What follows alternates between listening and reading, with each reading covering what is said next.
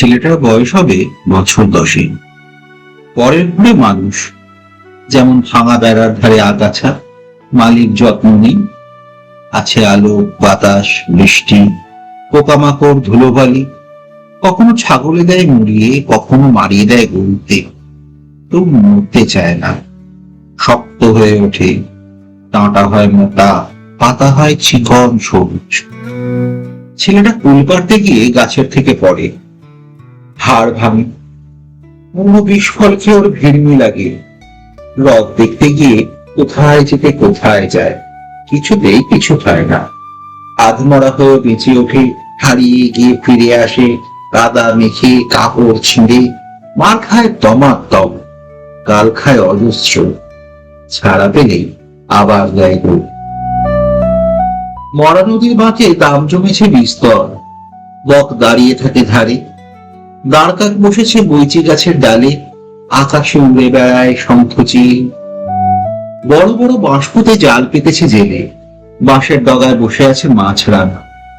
পাতিহাঁস ডুবে ডুবে ফুগলি তোলে। বেলা দুপুর, লোক হয় জলের ঝিলিমিলি দেখে। তলায় পাতা ছড়িয়ে শ্যাওলাগুলো দুলতে থাকে, মাছগুলো খেলা করে। আরো তলায় আছে নাকি নাগকন্যা, সোনার কাকই দিয়ে আঁচড়ায় লম্বা চুল। আঁকা বাঁকা ছায়া তার জলের ঢেউয়ে। ছেলেটার খেয়াল গেল ওইখান পুকুরিতে। ওই সবুজ স্বচ্ছ জল, সাপের চিকন দেহের মতো।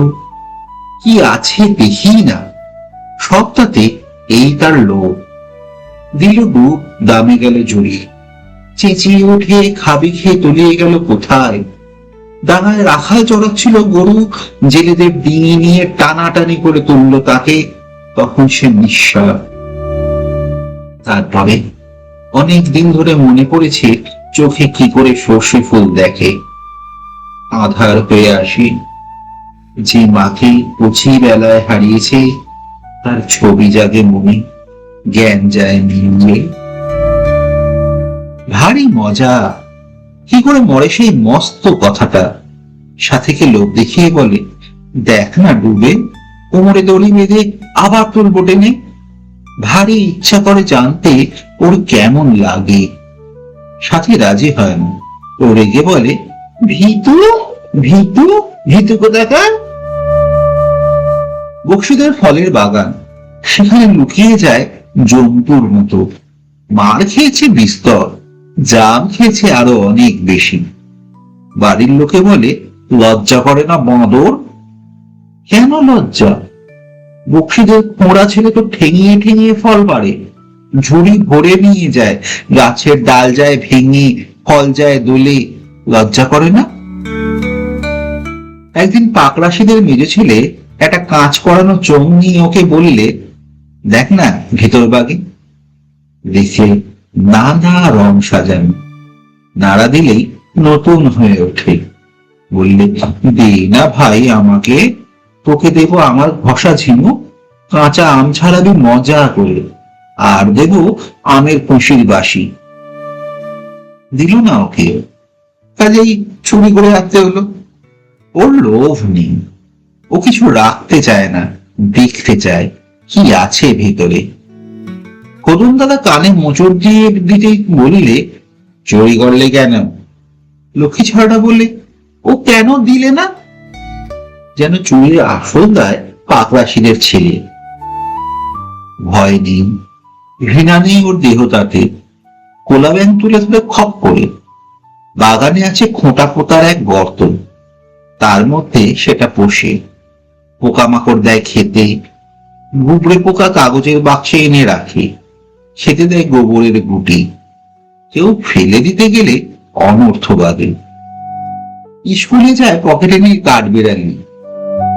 একদিন একটা হেলে সাপ রাখলে মাস্টারের ডেস্কে।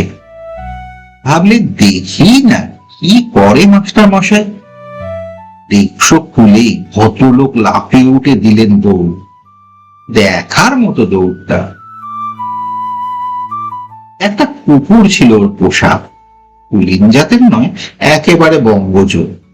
চেহারা প্রায় মনিবের মতো, ব্যবহারটাও অন্নযুক্ত না সবসময়, গতি ছিল না চুরি ছাড়া।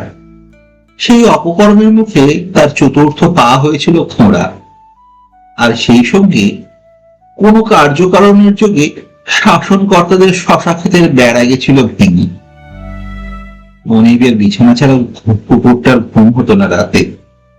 তাকে নিলে মনিবেরও সেই দশা। একদিন প্রতিবেশীদের বাড়া ভাতের মুখ দিতে গিয়ে তার দেহান্তর ঘটল। মরণান্তিক দুঃখেও কোনো দিন জল বেরোয়নি যে ছেলের চোখে। দুদিন সে লুকিয়ে লুকিয়ে কেঁদে কেঁদে বেড়ালো। মুখে অন্ন জল উঠল না। বক্সিদের বাগানে পেকেছে করম চা, চুরি করতে উৎসাহ হলো না।